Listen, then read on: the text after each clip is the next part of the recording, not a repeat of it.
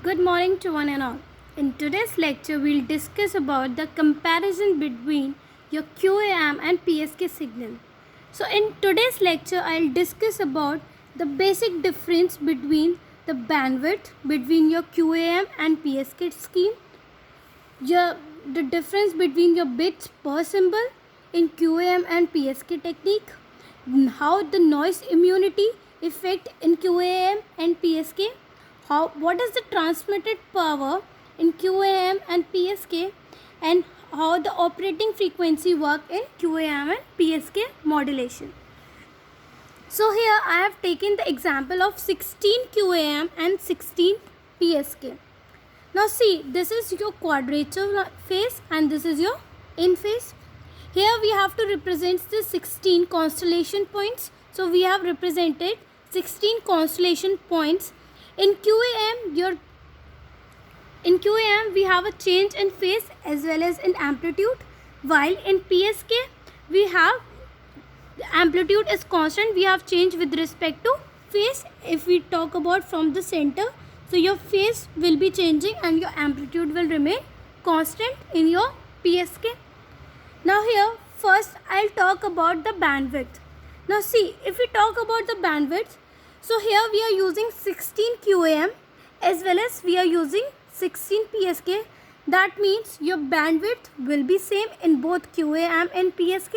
That means they will be having the same bandwidth. Now the next is your bits per symbol.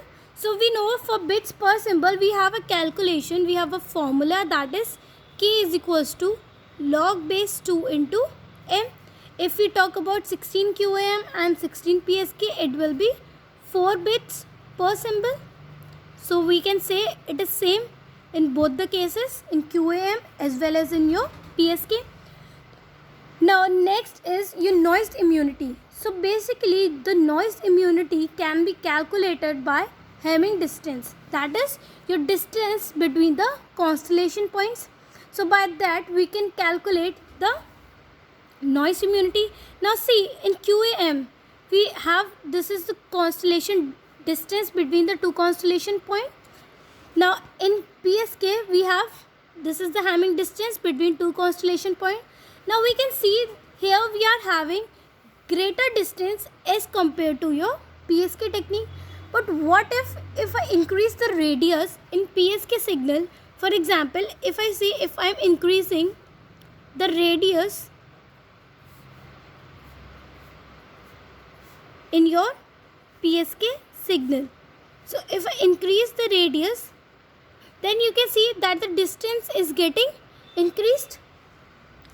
So it indicates the distance with the respect to center explains the amplitude of transmitted power. So by increasing the transmitting power, we can increase the noise immunity. So here we can say that if we increase the transmitting power, your noise immunity will be better in your PSK technique. So here for practical calculation, this is the calculation. If we talk about the practical calculation, so in practical calculation for noise immunity,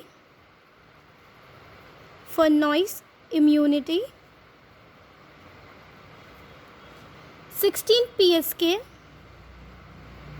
requires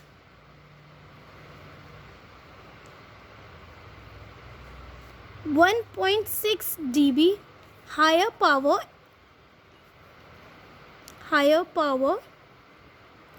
as compared to your as compared to your 16 QAM.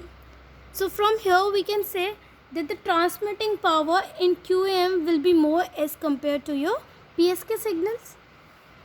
Now the next one is your operating frequency. Now see, in operating frequency in QAM we have change in phase as well as in amplitude in your QAM signal, while in your PSK we have only phase change. That means only there is a change in phase. So at higher frequency, if we talk about in gigahertz, that means if I talk about for higher frequency, for higher frequency in terms of your gigahertz. We prefer PSK signals than over your QAM signals. So basically we prefer PSK signals over your QAM signal. Why? The reason is in QAM there is a change with respect to your amplitude as well as your phase. That means your QAM technique will be costlier than your PSK signal. While in PSK we have only the phase shift change because the amplitude remains constant. So by these 5 points we can easily explain the basic comparison between your QAM and PSK signals. So basically what we did, we have taken an example of your 16 QAM and 16 PSK signals. First we have seen the bandwidth. We can compare the bandwidth in QAM and PSK signal.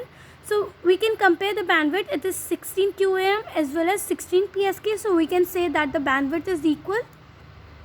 If we talk about the bits per symbol, so it will be by using the formula that is k is equals to log base 2 into m, that is will be equals to your 4 bits per symbol.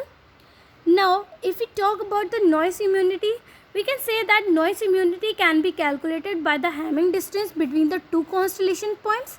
So if I talk about in QAM, we have the constellation distance is greater as compared to your PSK signals.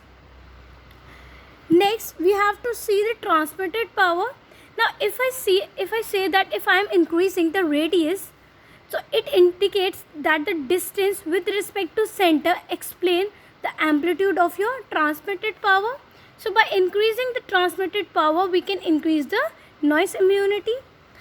After then in practical calculation for some noise immunity, your 16 PSK require 1.6 dB higher power as compared to your 16 QAM.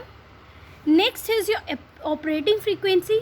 So in QAM we can see we have change in phase with respect to your amplitude, while in your 16 PSK we have only change in phase because your amplitude remains same. So that means your QAM signal is costlier than your PSK. So basically we prefer the PSK signal over your QAM in operating frequency. I hope it would be easier for you to understand the basic comparison between your QAM and PSK modulation. Thank you.